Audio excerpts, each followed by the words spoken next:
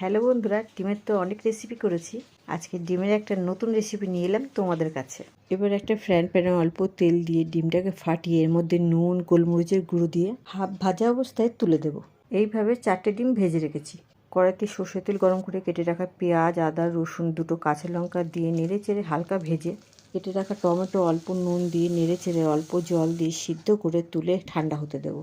এরপর একটা মিক্সিং জারে কাজু আর চারমগজ পেস্ট করে রাখলাম, আর সিদ্ধ করা মশলাগুলো মিক্সিং জারে পেস্ট করে নিলাম। এবার কড়াইতে সর্ষের তেল গরম করে গোটা জিরে, তেজপাতা, গোটা গরম মশলা ফোড়ন দিয়ে মশলার পেস্টটা দিয়ে বেশ কিছুক্ষণ নাড়তে হবে।